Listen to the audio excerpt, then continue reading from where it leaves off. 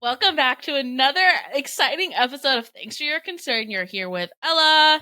And I'm Berenice. Hi, Hi, Ella.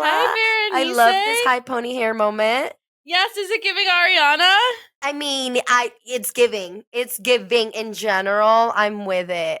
I I've whip been my hair back and forth. I've been doing fun hair choreography in my bedroom at night. I've been seeing some of your TikToks and I'm like, who is this stranger on my I know For You I'm talking about page? you. Did you see my latest? I did, and I have thoughts on that. Oh, do you want to talk about it? we can. Maybe that's a moment that shaped us, okay? But before we get into that, how are you? How you been? Unrecognizable. No, I'm just joking. I've been really good. I've been trying to figure out why some days I feel like doing absolutely nothing, and other days I feel like on top of the world. Because for like a couple days this week, I was like, I should quit my job. I shouldn't do anything. I'm over it. And then I'm boom, bam, back into it. And my first thought was like, it has to be something with my like gestational period. That's not what that means, but like my period or something, the phases, I don't know.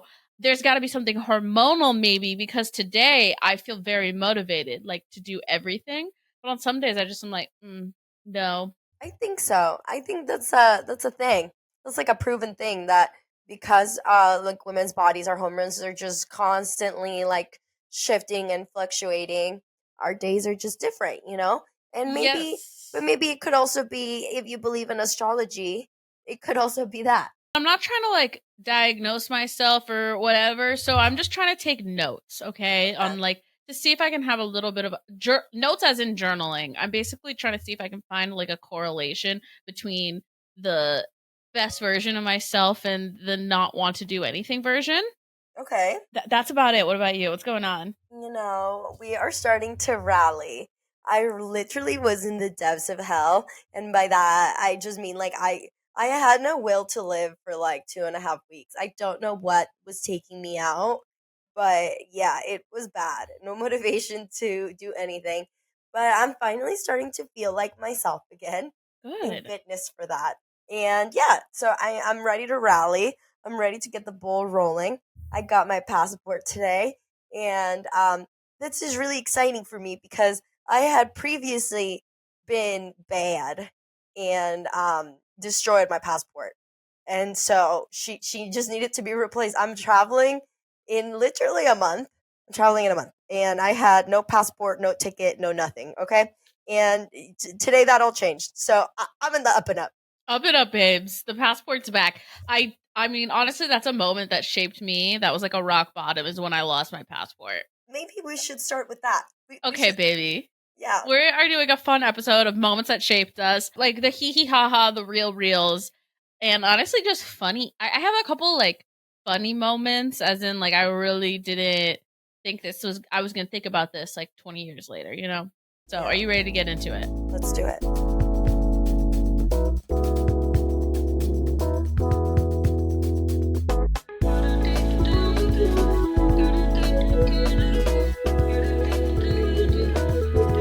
Thanks for your concern. Okay, we can start at the top of. I guess I just did a TikTok because I just remember this memory. But summary is me and Berenice having the same job right out of college. Definitely like that first job just shaped like how I viewed corporate life in general. I scheme for that to happen. All right. I Mm-hmm. I don't know how I did it, but I ended up with a contracting company for like a good retailer, I would say, right after college. And Ella and I, well, okay, so then I was bored. I was bored working with all these older people, and they weren't paying me anything. So I was like, how can I make this more fun? I should get all my friends to do the same job I'm doing. So I did, and it was soups fun. We were getting paid nothing, but like morale was high because I got to see my besties every day. I recruited like 5 of my friends. And when we say we made nothing, this is not like a Grace O'Malley decent pay nothing. This was legitimately minimum wage, babes. Ooh, it was Seattle minimum wage, but minimum wage nonetheless. and Ella and I ended up on the same team, and it was nice because at least you had a buddy, and we went to get bananas at Amazon every day. But in our journey there, we were personality hires. I think personality will carry you through any workforce.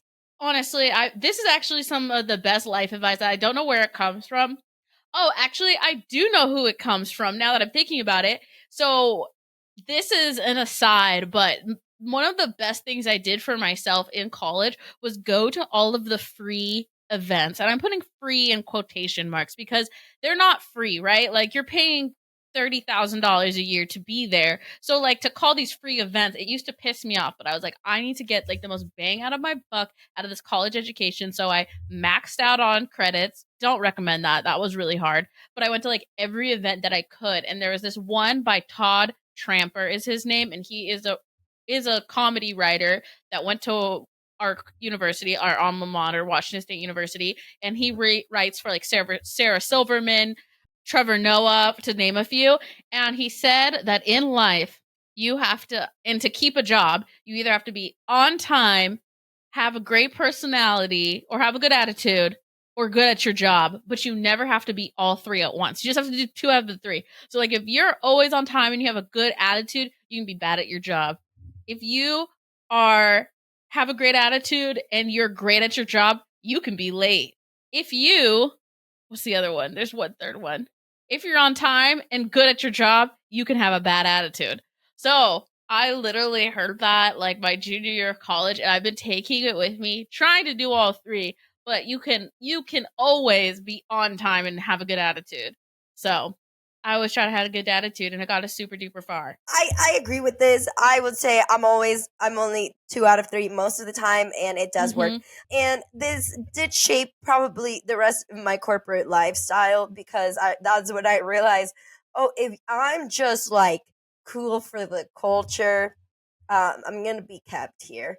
And Ella and I beat out a bunch of people for full time jobs from our contract.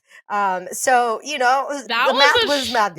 that was a shocker because I knew Berenice was going to get it.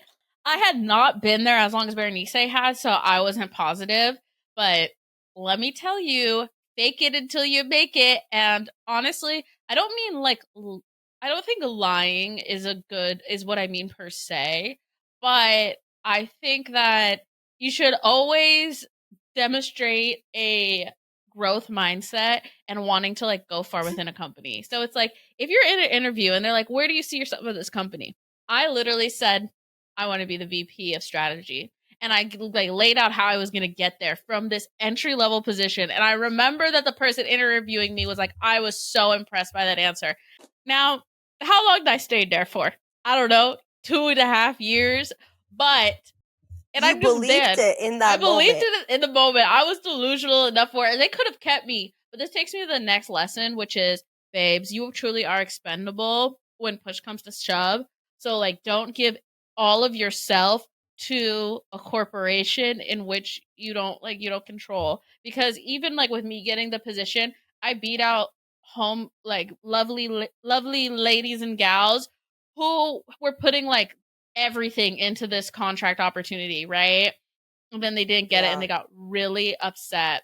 And they were complaining, like, I've put 2 years into this, I've put 3 years into this, and like to not get a return on that was so disappointing.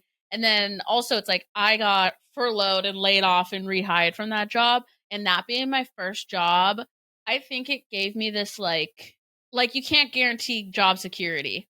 Things happen. Yeah, things do happen. I think from that experience, I wasn't as confident that I was gonna get it, because I did tell my first corporate boss, that she came off threatening in one of our checkings, and that is when I realized that not a lot of people actually speak their minds at corporate jobs because people are scared to get let go. And because I had no fear in my body because I didn't care to work for corporate, that I just speak my mind and speak what others were feeling, that is something they value. Being honesty, integrity. Yeah. So I was like, okay, then that's amazing. I will continue on my path of constructive criticism via complaining, but in a very positive way. I'm always like, yeah, she brings some thoughtful questions. I think I really admire her mind, but we don't have time for that. Some interesting lessons that shape who you're gonna be in corporate environments or just in work life in general. Some other lessons that I've learned, things that altered my brain chemistry that build me.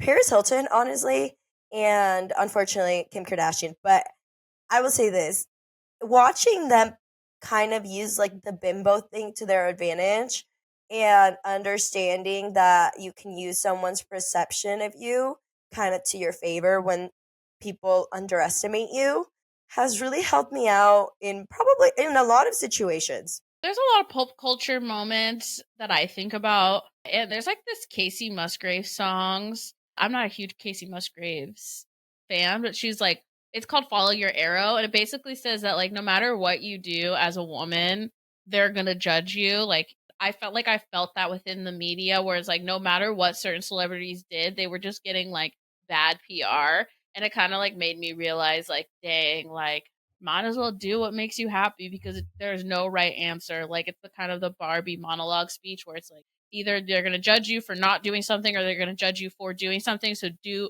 what makes you happy because then other people's judgment matters less. Period. I think in that kind of same idea, moving to New York really shaped me in the sense where like everyone is so beautiful and talented here, right? Everybody's someone, like everyone's an it girl. And because of that, it's like no one cares about you. Yeah. And there was something so freeing and beautiful that like everyone here is daddy, so there's nothing special about you unless like you really peacock. You know what I mean? Like you have to be like so good at what you're doing to necessarily like be the best or like just excel in something. And that was beautiful for me because it really allowed me to take my personality times 10. And I was like, wow, amazing. There's a bunch of alphas here, per se. I had my first friend in New York. She turned out to be kind of shitty, but she had a friend from home come visit her, and she was hanging out with me and another one of our friends. And we're all like extroverts, like very, very kind of Hmm. in your face people. And she was like, she told her later, like that was such a strange interaction because it was like three really extroverted, like alpha people all talking over each other, and like all being like super extra. And I was like, yeah, but like that's beautiful because we all get to do that together. I mean, something I noticed about like New York or at least just in travels across the world, like I think a lot about my trip to Europe right after graduating is like I spent so much time in like predominantly white institution PWIs like my throughout my whole life. I just kind of realized that I guess some of the perceptions I have of myself was based off of like validation of certain groups, but once I left there like I had a totally different experience, and I feel like I don't feel like I felt completely confident in myself until I went to another place where the beauty standards were different and was like, dang, like I've just been trying to compete in the wrong pond. And I feel like it totally rewired my brain because I just got such different vibes specifically in Spain. Like Spain, I thrived, okay? Like that was probably like the best interactions I've ever had with like men, women. It was just very fucking vibey. And like I had a similar experience about going to New York, and like it's just like it's so crazy that you just like get plopped into a different location and people perceive you completely differently. And so it rewires your brain to tell you that like actually perception doesn't matter because it's all relative. I will say that one took a while to outgrow. I always tell people in New York, I'm like, I don't know, like in Seattle, like not to be like too about like rating myself, but like in Seattle, I felt like a six. You know what I mean? Like people treat you just like, but in Seattle in general, people are just like not nice. People just didn't treat me like the hot bitch that I am. And then I came to New York and I kind of like retold that tale. And one of my friends like went to Seattle and she was like, girl, what are you talking about? Like, I'm sorry, but like, girls there are not it. And I was just like, what do you mean? And he's like, you always say that you were this in Seattle, but like, I went and like, everyone dresses horrible and blah, blah, blah, blah. And I'm like, I know, girl, but like, that's the standard. It's the vibe, It's dude. the And vibe there. like it is what it is. But even going to like San Francisco, Austin, like I swear to God, like I just have been treated better by everybody everywhere else. And like I thought it was like a me thing. Like I thought I was like the reason why I was being perceived a certain way. And I was like, oh, actually this is not on me. Like there's nothing I could do that could change it. This is just like the culture here. This It is the was vibe. I think it was a little bit of both. I think that when you're conditioned from an early age, you do internalize some things, so you feel that way. And I think like now when I go back to Seattle, I feel differently. Therefore, I feel like I'm treated differently. Does that make sense? I understand. So I just mean like it was good to just like get out. And I guess like another traveling experience that rewired my brain actually happened on my first international trip without my parents when I was 10. Oh gosh. So I just went with a group of like white blonde girls, and I remember one of them being like, "Oh, Ella, like you don't understand what it's like to like stand out. Like you just get to blend in here." In Guatemala, which honestly was kind of a microaggression because bitch, it's not like I'm fucking Guatemalan, but it's like, oh yeah, you kind of blended, you look brownish, you know. But I just remember thinking, I was like, no, but like that's how I feel in Seattle, you know. And I was like, that's actually how I feel like amongst like X group, you know. And I remember us having a conversation. She's like, oh my god, I would have never really thought about that. Like you're so right.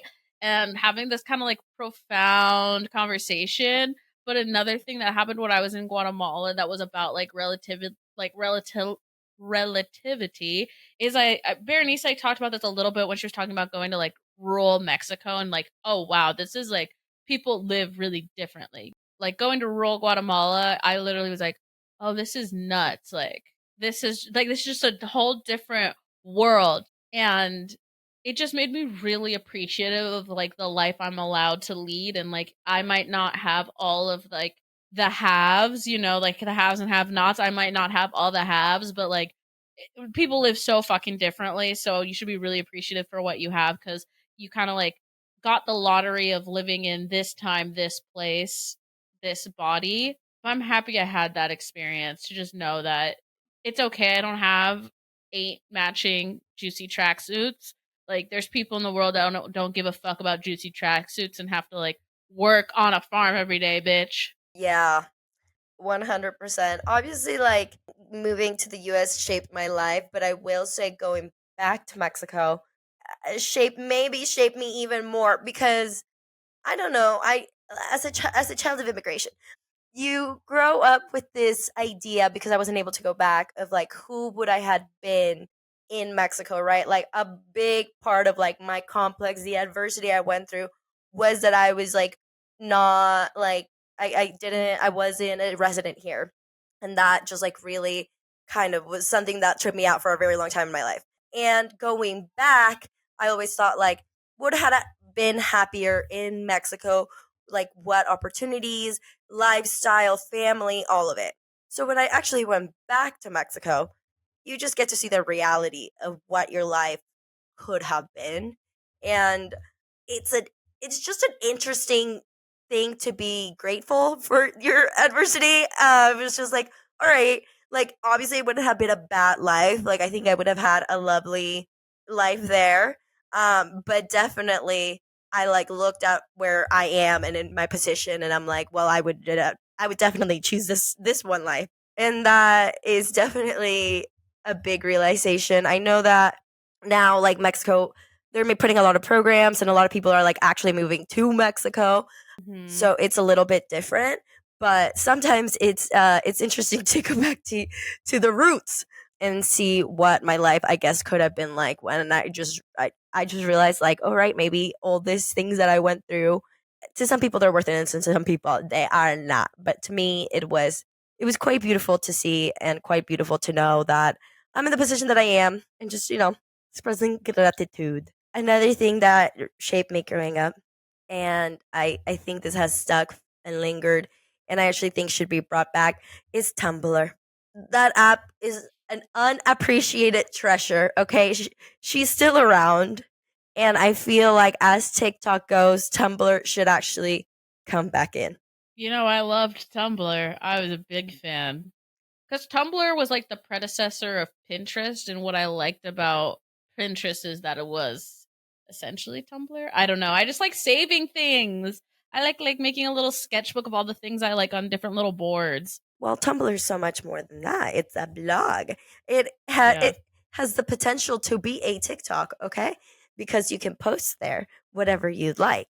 But the reason why I like Tumblr was because it could be super anonymous. So me, as Yes. a young misunderstood little rave girl that couldn't put her name on some of the things I would reblog on Tumblr, it just filled all my angsty things in there, and now they're kept there forever. I'm like, this was my aesthetic from when I was young, and it's lucky still my aesthetic now.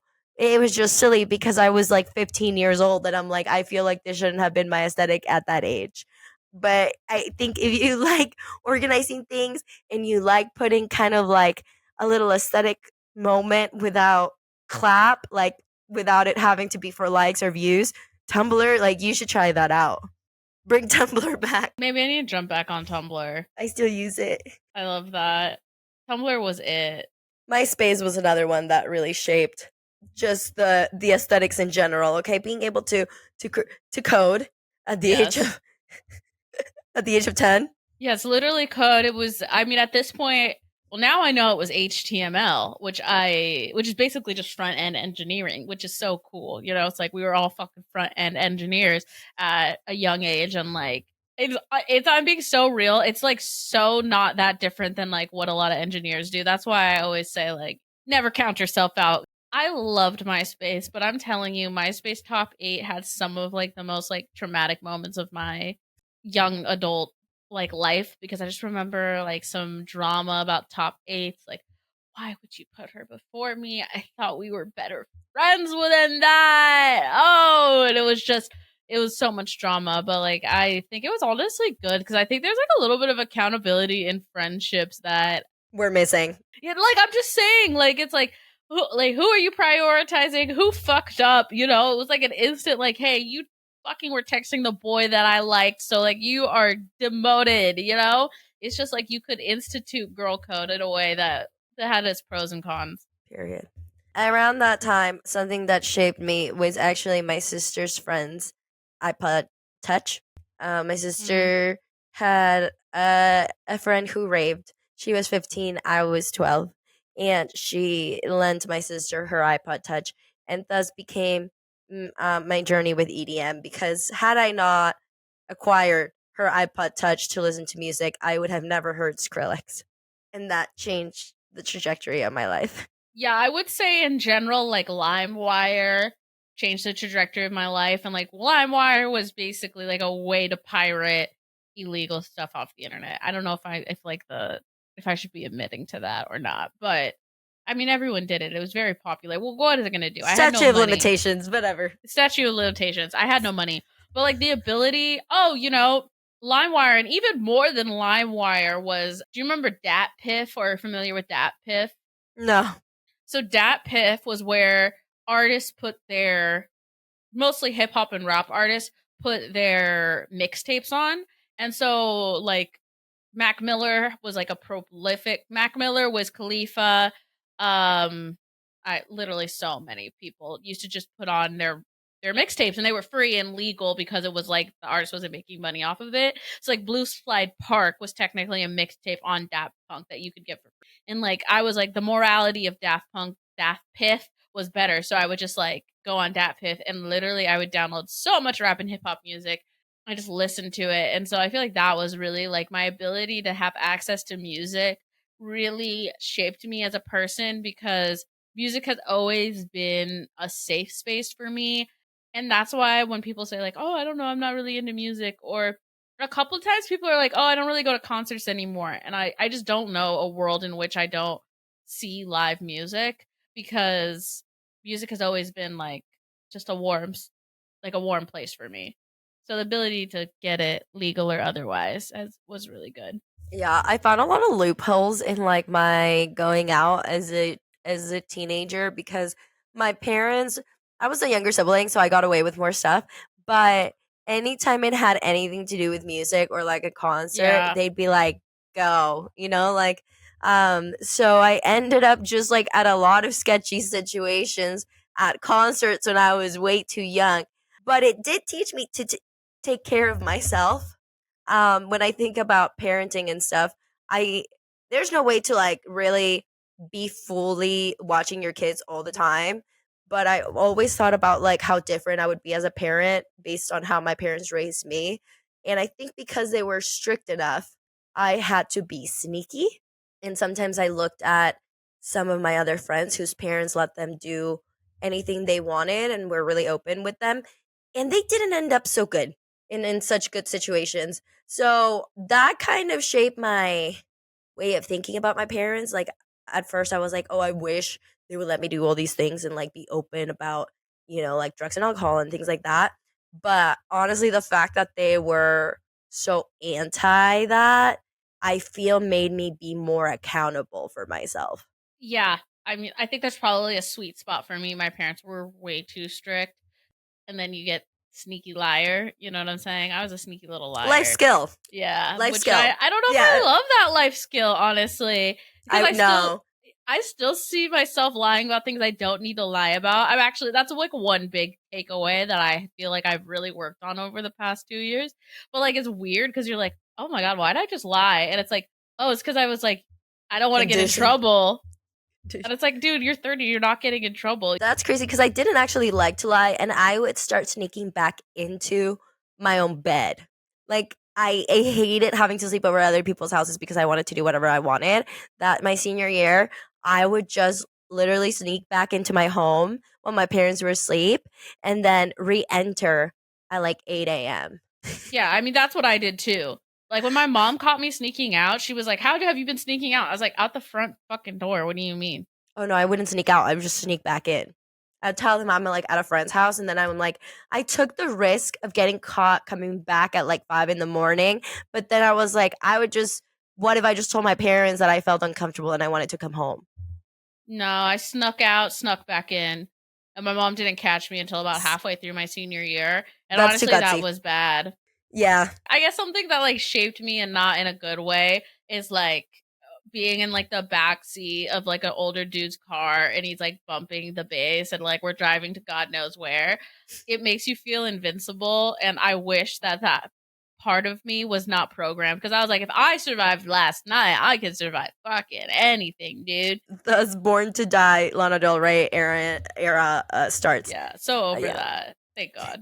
There are things that shape you to be better, and one of them was living in a frat basement with Ella.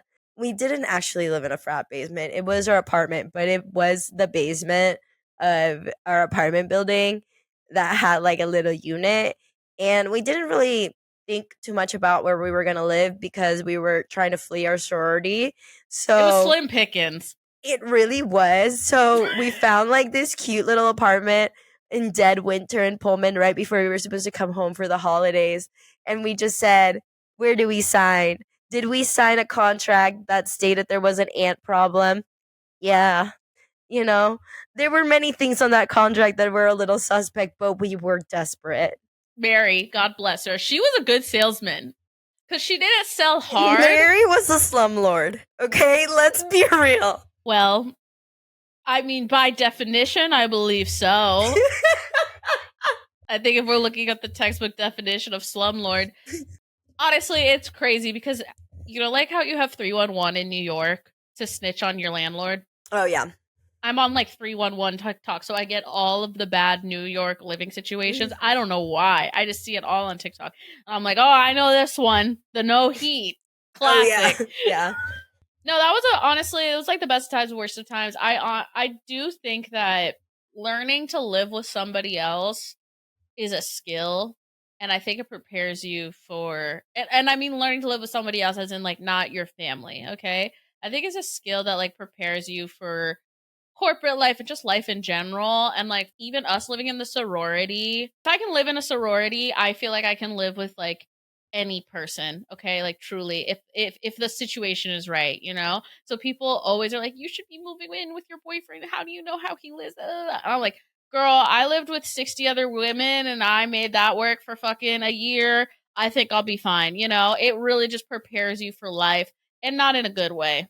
And I think maybe that's why my sometimes when I have bad roommates, my perception of like someone that's bad at boundaries is so crazy because I'm like, I lived with 60 women and they could, for the most part, follow like living boundaries.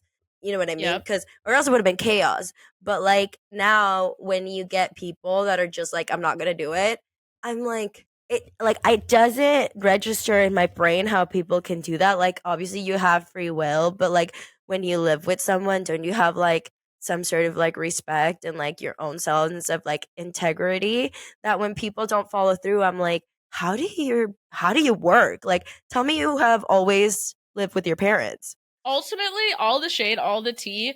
I think you can definitely tell someone who has never had a roommate. It's kind of like someone, you know, how you can tell when someone doesn't have a sibling?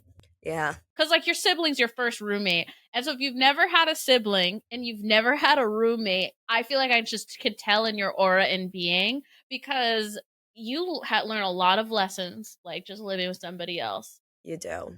It also taught me how to make my living space a little bit of a home because Ella and I's first apartment, it literally looked like a frat basement and it was kind of disgusting. So, if anything added to the grossness, the frat basement aesthetic just got too real. All right. Like, we had solo cups as like glasses for a while. I like if we didn't have like kind of things arranged properly, it was just like we're right at the frat.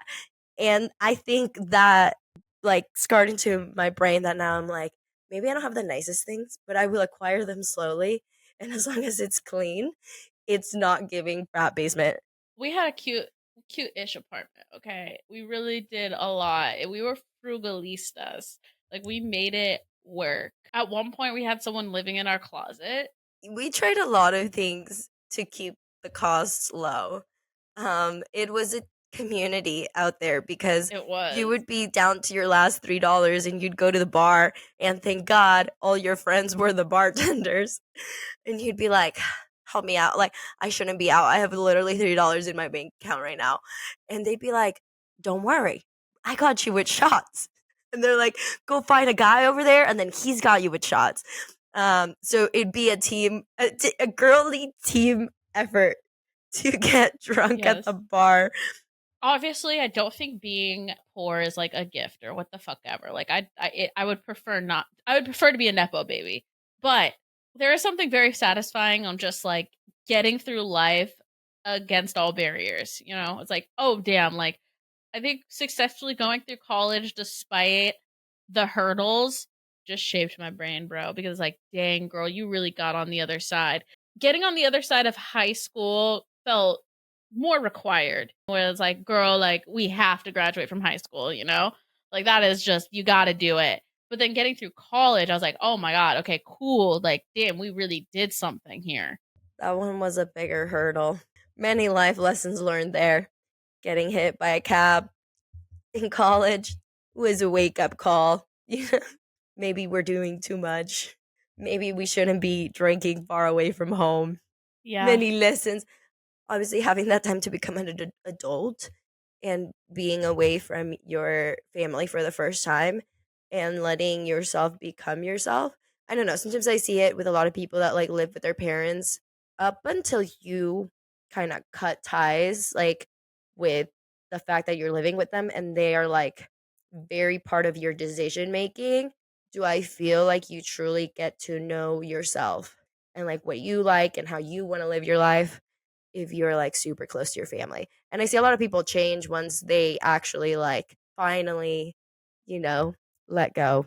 I feel like I did the most growth actually kind of like over the past after graduating college cuz I think I just springboarded into freedom a little too hard because I was raised in like a high control environment up until like 21 and like that's a long story but like so 21 through like 25 was a little rough because I kind of went balls to the wall with freedom. Like sometimes you're making too many free choices, bro. And then I feel like the best, most settled I was like kind of after all making those mistakes, like through 25 through 30. Like I felt like that was when I had the most growth because it was like a little bit calmer.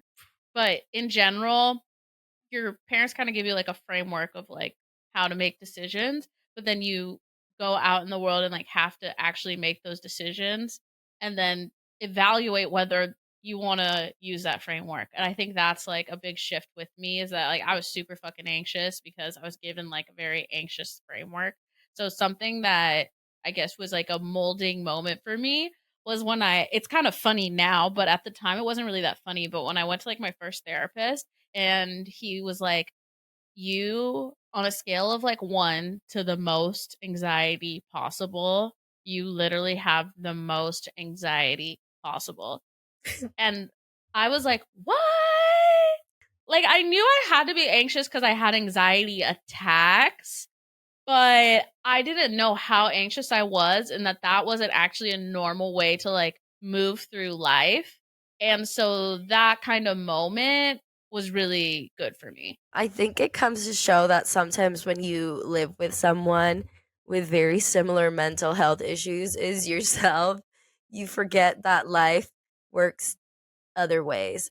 Because both Ella and I have like severe anxiety, and we both were like low key like abusing substances together. So you feel like that's normal, Yeah, you I know? think that's normal. You think that's normal until like you start being around other people that don't live that way, and you're just like, oh, Honestly, I don't even know if it doesn't live that way, like, cause I don't know, it's so hard because, like, you don't have like, I don't feel like there was a one-to-one with, like, my experience and somebody else's experience, if that makes sense. Like, I had no one where I felt like was a direct mirror of, like, another way to live my life.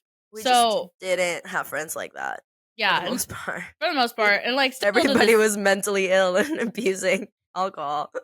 yeah, and, like, it's just and also just in general, like, it was like, "Oh, okay." Like, I didn't even think of it like that at the time, dude, but it was, like, now in the retrospect, it's like, "Oh, that was what that was." Yeah, Took me a long time to get there.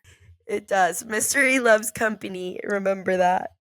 If the people you hang out with tend to be in shambles all the time and then you tend to be in shambles all the time, you're a collective. Yeah, birds of a feather flock together. Your vibe attracts your tribe. And it honestly, that's a beautiful thing too, is that like you can like find like-minded people in the world. I remember this tweet that kind of shaped me. I know this is gonna sound so weird, but like I tweeted out like I fucking hate going to school every day and having to be civil with people I strongly dislike. I think I said I hate. Like because there were so many people in high school that I thought had such bad vibes and energy, and it just like pissed me off that I had to interact with them every single day. And they did the same things as me, and like they weren't bad people, but I just didn't fucking like their energy, dude. And I remember a rapper who's like, still, I mean, his name's Saul. He's still a rapper. He tweeted back at me, and he's like, "Yo, like this actually becomes less and less true the older you get. Like specifically, keep your head up basically because you'll move outside of this and in college and in your life you can find people that more align with you don't have to deal with people like as much." And I was like, okay, yeah, like I just have to get through this then and find people that are like-minded. Teachers used to say, teachers and professors are like, you're gonna have to deal with difficult people at work all the time, you're gonna have to deal with difficult people at work. And honestly, not really, because there is a framework of like professionalism that makes certain behavior not ideal for the workplace. And if you can find a good company culture, I think the ratio of that amount of people you have to deal with is like not as severe as you would actually think. I basically enjoy everyone I come into interaction with nowadays. Okay. But that's also your energy reflecting. You know what I mean? Sometimes, like, literally, you're your own companion. So, like, if the vibe is low, check in on yourself. My last one, things that shaped me, was my 2022 situationship. Now, so I guess it took me to be massively disrespected for me to finally realize the patterns of behavior in relationships that I have in my life and some things that I needed to heal from. Okay, so I would say that if you listen, if you notice, if you are out there open with your third eye, reflecting on some of your relationships, and you notice that there's patterns, there might be things that you are should work through, and and then later when those people come crawling back because you were always decent and beautiful, and they're like, "Oh my god, I'm so sorry, I did you dirty so many times. I want to be together." You get to say, "I'm good," because you actually work through your shit. That's really related to my last one, which is you should listen to the people around you who care about you when they're telling you that you're fucking up, okay? Like, not just fucking up, but like, I guess when you're living incongruently. I think Mm, when someone pointed out that I lacked discipline, it pissed me off, but I actually, it's true, you know what I'm saying? Like, it's also true, you know what I'm saying? And they weren't saying it to hurt me, but they were just saying it like, hey, I hear you want to do X, Y, and Z, but that's not really in aligning with like what you do on a day-to-day basis. That was like, I fucking was pissed off that the person said that, but now looking back on it, I kind of like I don't know, sat on it and realized that, like, dang, I need to listen to people who are telling me that I'm fucking up because they mean well. Not everyone means well, but if the people closest to you are pointing out something about yourself that you don't like, maybe sit on it. And if you don't like it, maybe they evaluate if that's something you want to change. Because I feel like you have blinders up because you're inside your own mind all the time, and sometimes you don't see everything about yourself, right? Like, you can't know every single thing. I think we're a little yeah, bit delusional when we talk to ourselves. And I feel like once I got out of some delusions and like really said, like, are my actions aligning with my values? I think a lot of things changed for me. And like now I'm in a lot better place. And like I think happiness comes from like living congruently with the life you actually want to live instead of like what, yeah, that's where things come when unhappiness I feel like really happens is when you're not living the way that you want to be living, but on a deeper level of not like things and a lifestyle per se, but like values and principles. I agree.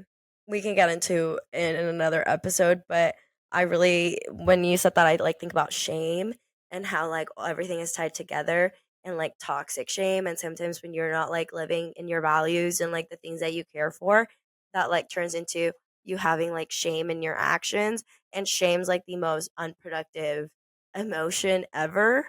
So yeah, but we can get into that some other time. I love that. Live your values.